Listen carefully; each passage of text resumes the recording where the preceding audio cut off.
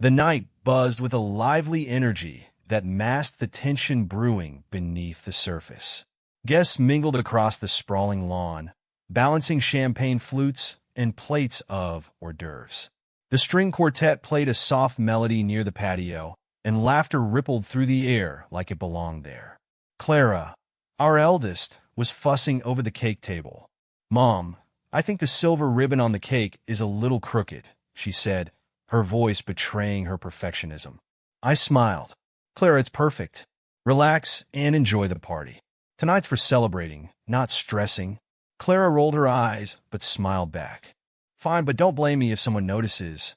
Nearby, Richard stood with Jason, our youngest, guiding him through flipping burgers on the grill.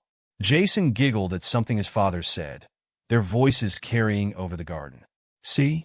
That's how you know it's ready," Richard explained, holding a burger aloft with a pair of tongs. "Dad, you're the grill master," Jason declared, puffing out his chest like his father's apprentice. I watched them, a soft smile on my face, but there was an uneasiness in my stomach I couldn't shake. "Excuse me, darling," Richard's voice interrupted my thoughts. He was by my side, a warm yet unreadable expression on his face. His dark suit fit perfectly, the sharp lines making him look like a man at the top of his game. "May I borrow you for a moment?" "Of course," I said, my curiosity piqued as I placed my glass on a nearby table. Richard led me away from the main festivities, weaving through clusters of guests until we reached the quieter side of the garden. It was dimly lit, the soft glow from the nearby string lights casting long shadows across his face. "You look stunning tonight," he said, his tone even but laced with something I couldn't quite place. "You always know how to make me blush," I replied, trying to meet his charm with my own. For a fleeting moment, I thought maybe this was his way of rekindling the spark that had faded over the years. After all, anniversaries were about looking back and moving forward, weren't they? But there was an edge to his gaze, a quiet calculation that made me falter. "What's on your mind?" I asked, trying to sound casual. Richard chuckled, a short and humorless sound. "Oh, nothing that can't wait. Tonight is about us, after all." The words felt rehearsed, and before I could press further, he glanced at his watch. "I should get back to the grill before Jason burns the steaks. We'll talk more later." And just like that, he was gone, leaving me standing in the shadows with a knot of unease tightening in my chest. Back at the main event, the toast began. Our middle child, Ethan, raised his glass first, delivering a speech that was heartfelt but riddled with his usual awkward humor. To Mom and Dad, Ethan said, his cheeks red from embarrassment, or maybe the wine he'd sneaked earlier, "Thanks for, putting up with us. And with each other. Cheers!" The crowd chuckled, raising their glasses in unison.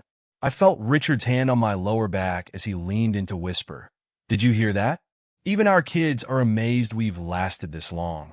"Marriage isn't easy," I replied, trying to match his playful tone, though the comment stung more than I wanted to admit.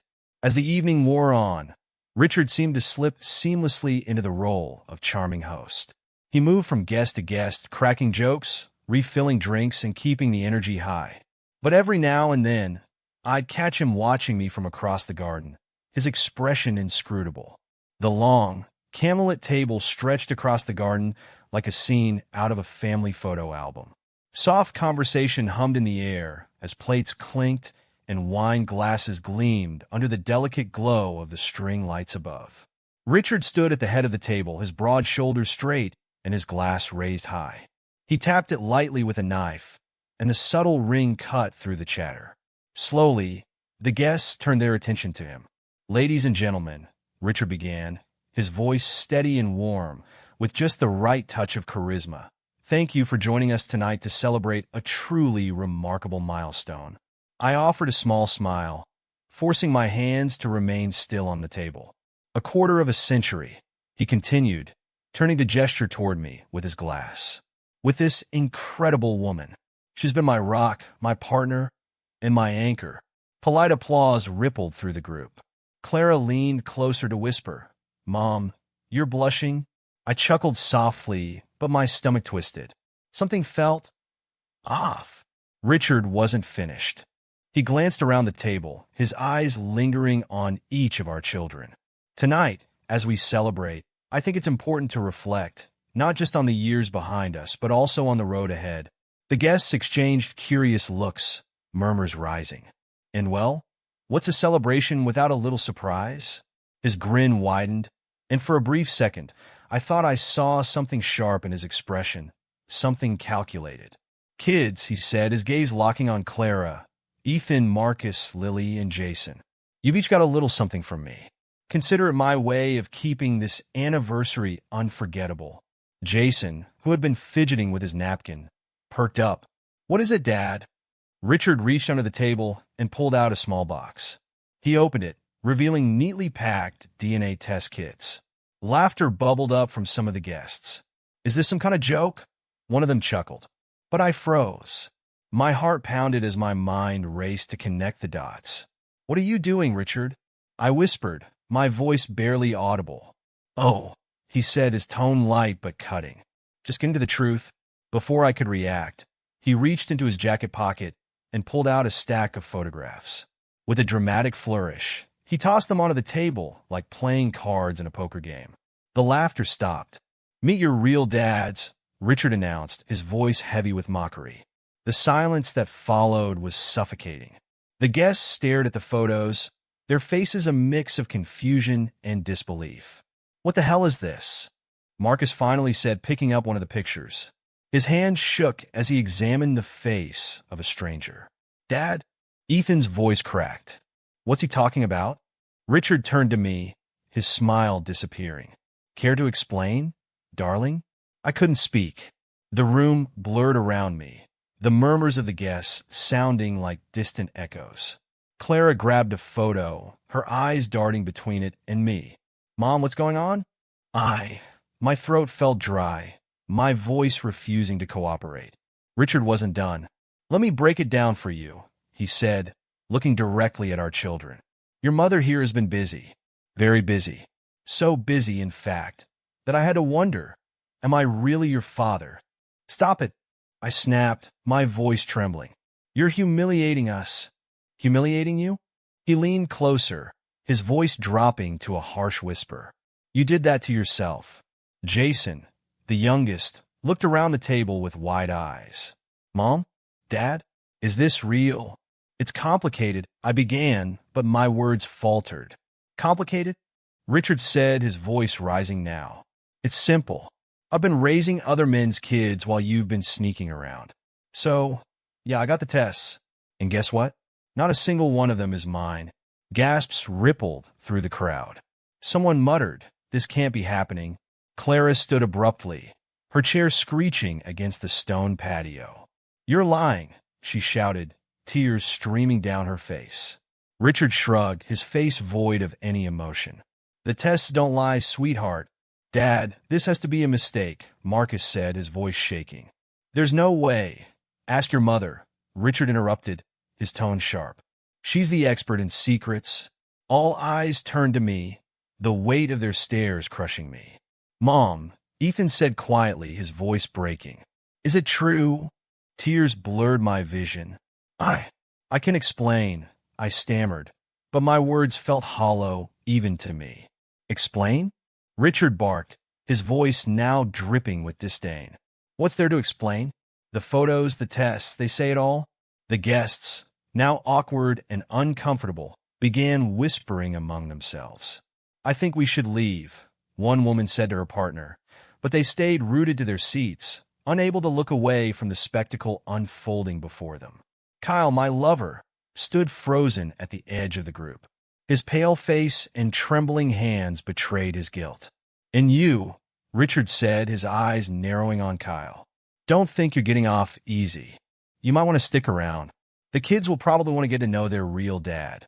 The crowd turned to Kyle, whose mouth opened and closed like a fish out of water. This isn't what it looks like, Kyle mumbled, his voice barely audible. It's exactly what it looks like, Richard snapped. Please, Richard, I pleaded, my voice breaking. Don't do this. Don't do this. He laughed bitterly. You mean, don't expose you for what you are? A liar? A cheat? Sorry, darling. I'm done playing the fool. He turned back to the crowd, his expression cold. Enjoy the rest of the evening. Drinks are on me. And with that, he walked away, leaving me to face the shattered pieces of my life. My mouth opened, but no words came out. The air seemed to grow heavier, and the distant chatter of guests now felt like a dull roar in the background. The children, my children, stood frozen, their wide-eyed stares drilling into me. Marcus, the eldest, broke the silence. Is this some kind of joke? His voice cracked as he looked from me to Richard and back again. It's no joke, Richard said, his voice cold and clipped. He reached into his jacket pocket, producing an envelope with a flourish and extending it toward me. What is this? I asked, my hands trembling as I took it. Divorce papers, he replied flatly, his tone devoid of any affection. You can explain this little mess while they're busy calling their real fathers. Gasps rippled through the children. Ethan stepped forward, his face pale. Dad, stop. This isn't funny anymore. Oh, I'm not trying to be funny. Richard snapped, his tone like a whip. He turned to the kids, his face stern but calm. You deserve the truth. I've been your dad in name only, apparently. Your mother? She's the expert in secrets and lies. Mom? Lily, the youngest daughter, whimpered, clutching her older sister Clara's arm. Mom, say something, Clara demanded, her voice trembling with a mix of anger and desperation.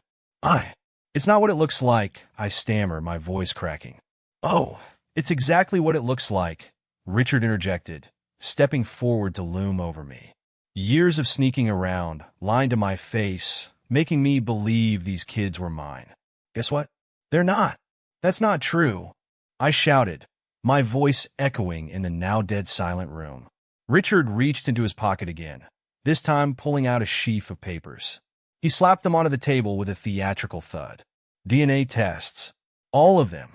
Care to guess the results? Ethan grabbed one of the papers, scanning it with shaking hands. His face crumpled as he read. Mom, what is this? Ethan, I reached for him, but he recoiled, his eyes filling with tears. You lied to us, Marcus said, his voice low and trembling with anger. To all of us? Kids, please, just let me explain. No, Richard cut in, his voice rising. You don't get to twist this. I gave you everything, and this is how you repay me? By turning me into a fool in front of everyone. Jason, the youngest, tugged at Clara's sleeve, tears streaming down his face. Are you still our dad? He asked Richard, his voice barely audible. Richard hesitated, his gaze softening for just a moment. I'll always care about you, he said, his voice quieter now. But I can't be part of this anymore. This isn't my family. His words hit like a sledgehammer. Jason crumpled into Clara's arms, sobbing uncontrollably. Richard, please, I begged, stepping toward him. Don't do this. Don't walk away from them. He turned to me, his face hardening again. Walk away? You've been walking all over me for years, and I let you. But not anymore. Dad, stop. Marcus yelled, stepping between us. We need to figure this out, not tear everything apart. Figure it out? Richard scoffed. There's nothing to figure out. I'm done playing stepdad to side projects. The phrase hung in the air like poison. Side projects? Clara said, her voice breaking. That's what we are to you. No, Richard said, his tone softening as he looked at her. You're not to blame for this. None of you are. But I can't keep pretending. Pretending? Ethan shouted. Pretending what? That we're your kids? That we're a family? What does that even mean now? It means your mother destroyed everything, Richard replied, his voice laced with bitterness. I reached for him again, desperation clawing at my chest. We can fix this. Please, Richard. For the kids. For the kids? He laughed bitterly, stepping away from me. You should have thought about the kids before you brought other men into our lives. Before you lied to me, no. To all of us, for years. The children's cries filled the room, their emotions spilling over in raw waves. Marcus slammed his fist on the table, startling everyone. This isn't fair, he shouted. We didn't ask for any of this. No, you didn't, Richard said, his voice quiet but firm. He grabbed a bag that had been stashed in the corner, already packed. Where are you going? Jason asked through his tears. I'm leaving, Richard said simply, slinging the bag over his shoulder. Just like that? Clara said, her voice shaking. He paused, his expression flickering with regret for a brief moment. I need to start over. You deserve the truth, and I deserve peace. With that, he turned and walked toward the door. Richard, don't you dare walk out that door, I screamed, running after him. He stopped at the threshold, looking back one last time. Oh, and about college? He glanced at the kids, then back at me. Don't look at me to fund your scam, sweetie. The door slammed shut, leaving a deafening silence in his wake. The children turned to me, their tear-streaked faces filled with questions I didn't have answers to. The weight of what I had done bore down on me like a crushing wave. And for the first time in years, I felt truly alone. The room was still vibrating from the emotional fallout of Richard's revelations, but the focus had shifted. My anger honed itself like a blade, and I turned toward Kyle, who stood frozen near the dessert table. You! I spat, my voice sharp enough to cut glass. Kyle flinched, his usual smug confidence nowhere to be seen. Me? He stammered, the color draining from his face. Yes, you! I hissed, advancing on him. You didn't think I brought you here just for cake, did you? Kyle's mouth opened, but no sound came out.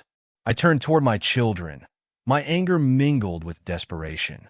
Kids, I said, pointing to Kyle. Meet your real dad. Their collective gaze snapped to him, disbelief etched on their faces. Mom, Clara said, her voice trembling. What are you talking about? Kyle raised his hands defensively. This isn't the time for this, he stuttered, his voice cracking. Oh, it's the perfect time, I said, advancing closer.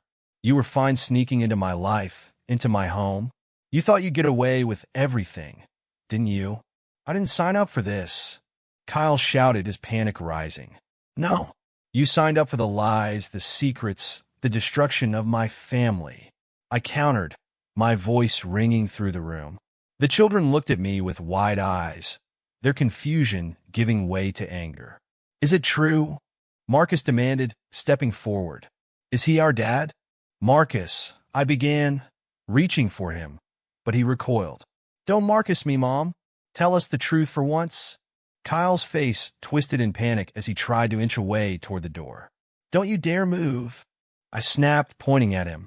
You don't get to run away now. I didn't come here for this, Kyle muttered, sweat beading on his forehead. Well, congratulations, I said, my voice venomous. You're here now, and so are they. I gestured toward the kids who were still trying to process the bombshell. Ethan stepped forward, glaring at Kyle. You're him, aren't you? The guy Dad was talking about. Kyle swallowed hard. Look, kid, it's complicated. It's not complicated, Clara yelled, her face red with anger. You're the one who ruined everything. I didn't ruin anything. Kyle shot back, his voice defensive. Your mom and I. Stop. Lily cried, her voice cracking as tears streamed down her face. Just stop it. The room fell silent as everyone turned to her. Lily's small frame seemed to tremble under the weight of the moment. None of this makes sense, she sobbed. Why would you do this, Mom? Why? I didn't mean for any of this to happen, I said, my voice breaking. Kyle, emboldened by the silence, tried to regain his footing. Look, it's not like I'm the bad guy here, he said, his voice regaining a hint of its usual arrogance. Ethan scoffed, stepping closer. You're not the bad guy? You came into our lives, broke our family apart, and now you're acting like you're the victim? Kyle's hands went up again. I didn't force anyone to do anything. Your mother made her choices, and you didn't say no, did you? Marcus shot back, his fist clenched. All right, enough, I yelled, trying to regain control of the situation. No, it's not enough, Clara shouted, tears streaming down her face.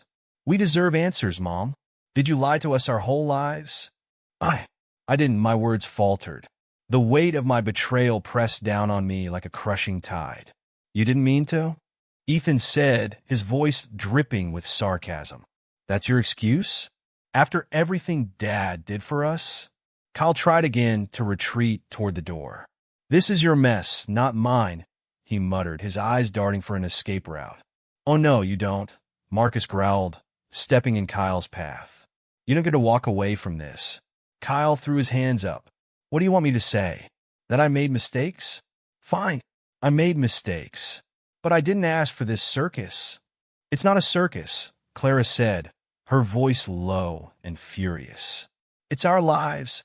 Jason, who had been silent up to this point, finally spoke.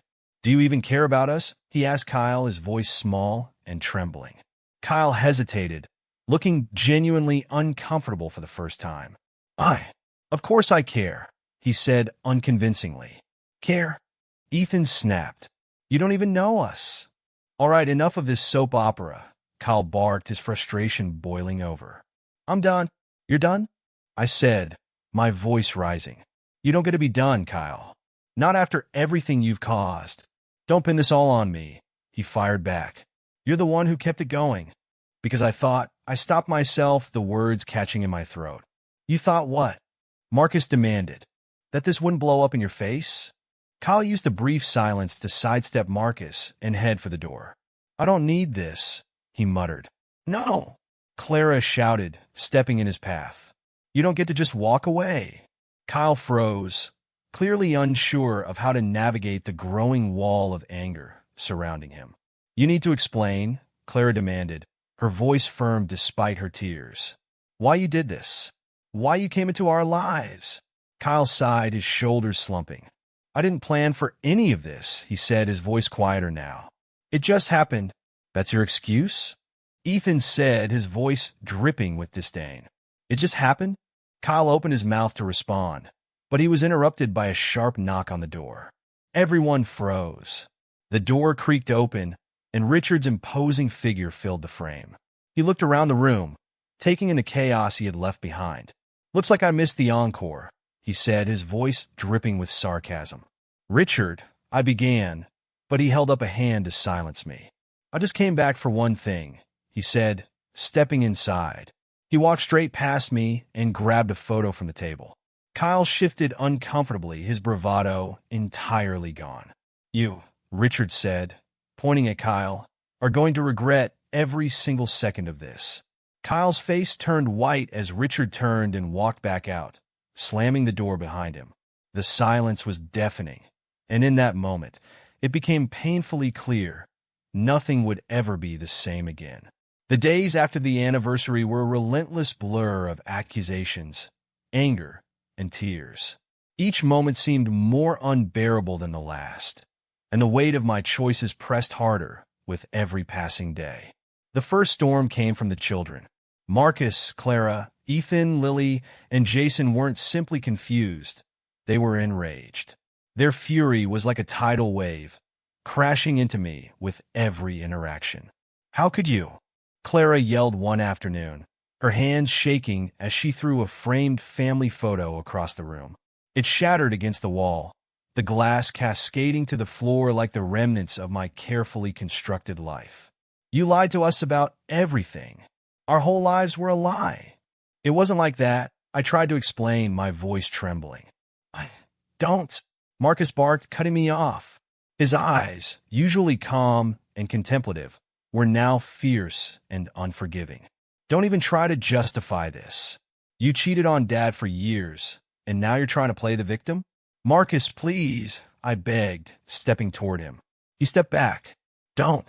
You don't get to beg us for forgiveness when you destroyed everything. Ethan, who had been silently fuming in the corner, finally spoke up. You know what's worse? I looked up to you. I thought you were perfect. Turns out, you're just a liar. Jason, the youngest, sat on the couch, his knees pulled to his chest. Does Dad even love us anymore? He asked quietly, his voice breaking. The question gutted me. Of course he does, Jason, I said, kneeling in front of him. He always will. Then why won't he come home? Jason whispered, tears streaming down his cheeks. I didn't have an answer. Kyle wasn't faring any better. His life unraveled as quickly as mine, and for once, he couldn't charm his way out of it. Listen, we can fix this, Kyle said one night, pacing back and forth in my living room. He looked as disheveled as I felt, his tie loosened and his shirt untucked. Fix this? I repeated, incredulous. Kyle, there's nothing left to fix. Richard is gone. The kids hate me. Your wife, ex-wife, he interrupted bitterly. She filed for divorce the day after the party. Took the house, the car, everything. I crossed my arms. So now you want to fix things because you've got nowhere else to go? Kyle's jaw tightened. That's not fair. Fair. I snapped, my voice rising. You think any of this is fair? You think it's fair that my children are devastated, that my husband humiliated me in front of everyone we know, that my life is in ruins?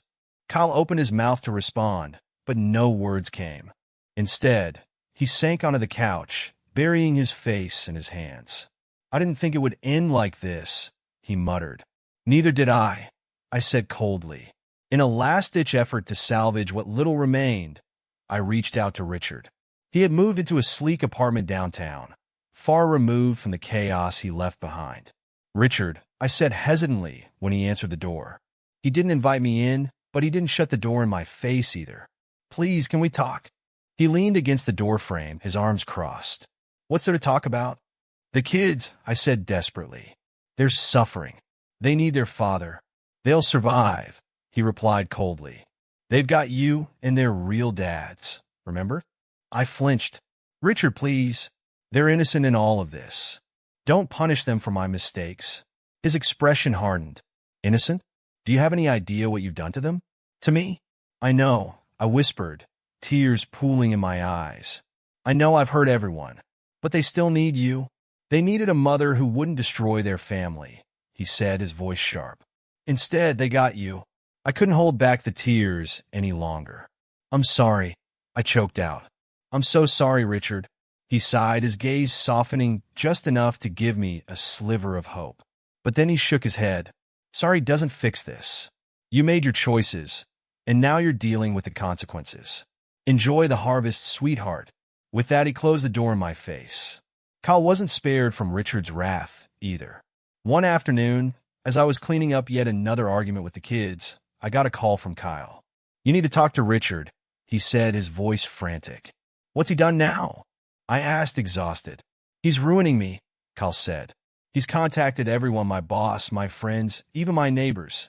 He's telling them everything. And I asked, unmoved, isn't that what you deserve? Kyle's silence was deafening. Finally, he said, we both made mistakes, okay? But he's out for blood. I hung up without another word. Weeks turned into months, and the fallout continued. The kids refused to speak to me unless absolutely necessary. Their once warm and loving demeanor replaced with cold detachment.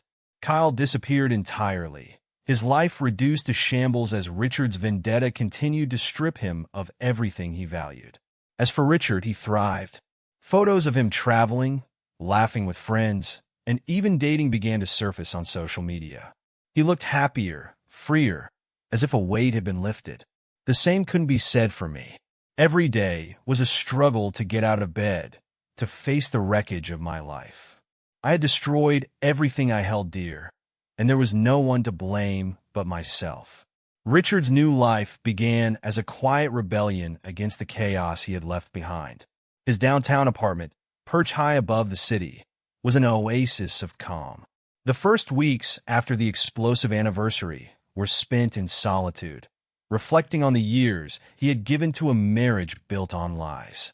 His mornings started with long walks through the city park, earbuds in, listening to audiobooks about resilience and healing. Therapy sessions twice a week became a cornerstone of his recovery. Dr. Patel, his therapist, wasn't one for sugarcoating. You're grieving, she said bluntly during their first session. But grief is the price of love betrayed. The question is, how will you transform it? Richard took her words to heart. He began journaling daily, his pen tearing through pages with raw honesty. His anger, his sadness, his hopes, they all poured out until the weight on his chest started to lift. One afternoon, while exploring a bustling art district, Richard wandered into a small gallery. Vibrant canvases adorned the walls, each one alive with bold strokes of color and emotion.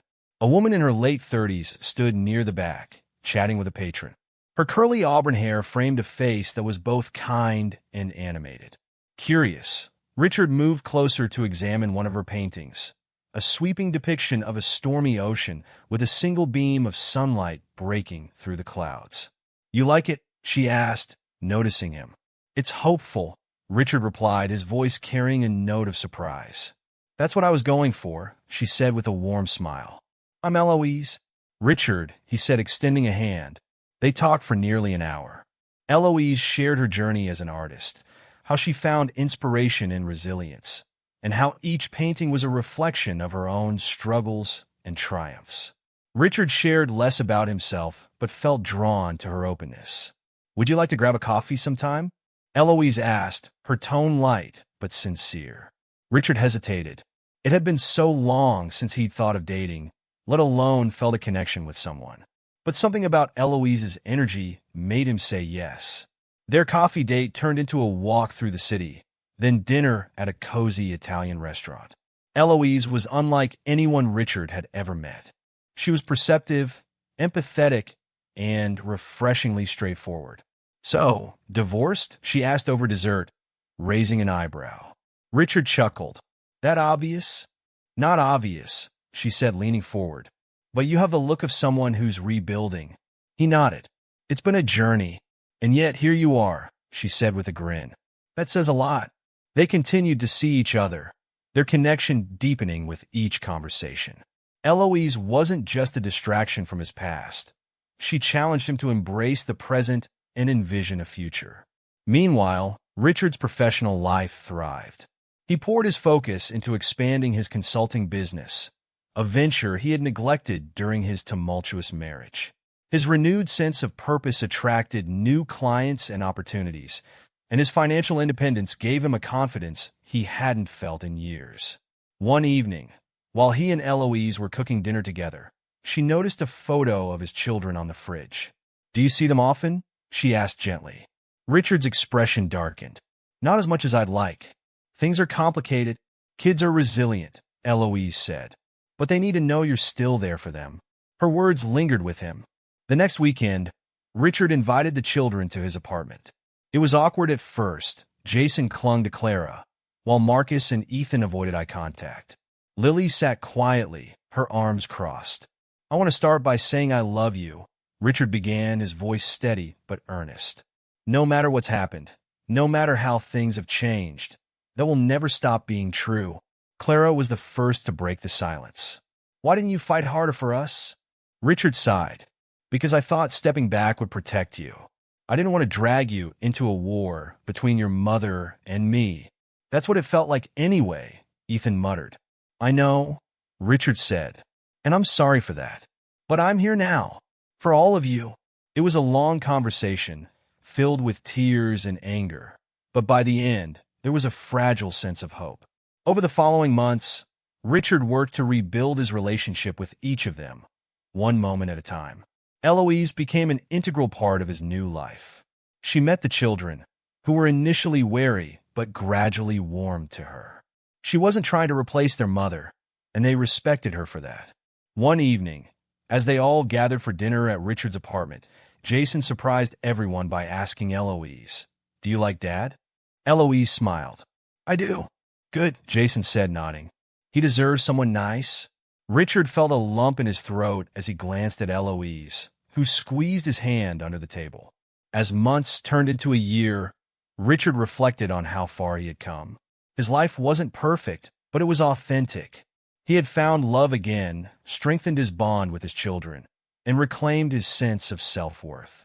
One night, as he and Eloise sat on the balcony, watching the city lights, she turned to him. "Do you ever think about your ex?" "Sometimes," Richard admitted, "but not with anger anymore. Just a kind of acceptance." Eloise rested her head on his shoulder. "You've come a long way, you know." "So have we," he said, kissing her forehead. For the first time in years, Richard felt at peace. His life had risen from the ashes, stronger and brighter than before.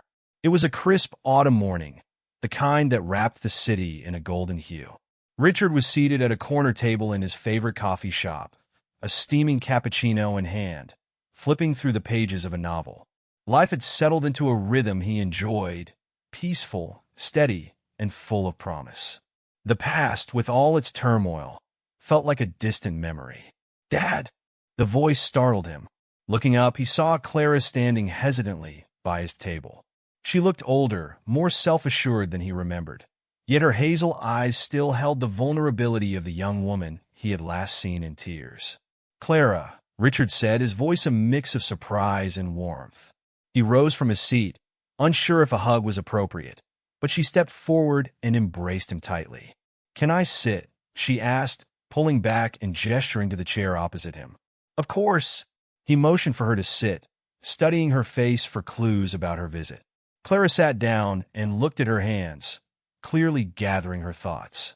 Richard waited patiently, the silence between them comfortable, yet charged with unspoken emotions. "I've been thinking about this moment for a long time," she began. "About what I'd say to you if I ever worked up the courage." "You don't have to say anything you're not ready to," Richard said gently. "No, I need to," she insisted, meeting his gaze. "For years, I was angry. Angry at Mom, angry at Kyle, angry at you for walking away. But as I got older, I started to see things differently. You didn't walk away from us. You walked away from the pain." Richard's brow furrowed. "Clara, I never stopped loving you and your siblings. I thought stepping back was the best way to let you heal." "I know that now," she said, her voice steady. "And I came here today to thank you for being there when it mattered, even when you didn't have to be, for loving us, even when it wasn't easy." Richard's eyes softened, and he reached across the table, placing his hand over hers. "You'll never know how much that means to me." They talked for hours. Clara shared updates about her life, how she was pursuing a career in social work, inspired in part by the challenges their family had faced. She also spoke of her siblings, each of whom had taken their own path. "Marcus is married now," she said, smiling. "He talks about you more than you'd think. Jason's still figuring things out, but he's doing okay." "And your mom?" Richard asked cautiously. Clara hesitated, then sighed. "She's not in a great place. After Kyle left, things went downhill. She works a lot, but it's more about surviving than living." Richard nodded, feeling a pang of sympathy. Despite the betrayal, he didn't wish for her to suffer indefinitely. "What about you?" Clara asked, tilting her head.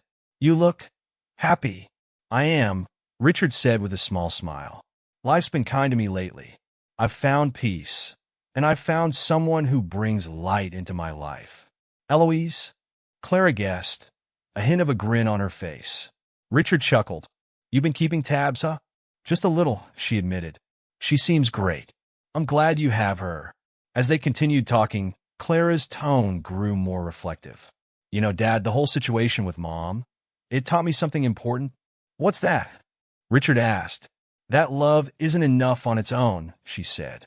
"It takes trust, honesty, and effort. And once those things are broken, it's almost impossible to fix them." Richard nodded, his expression thoughtful. "You're right. Love is the foundation, but without the rest, it crumbles. I learned that the hard way, but you also taught me something else," Clara added. "That it's possible to rebuild, to find happiness again, even after everything falls apart." Richard smiled, his heart swelling with pride. "If that's the lesson you took from all this, then maybe it wasn't all for nothing."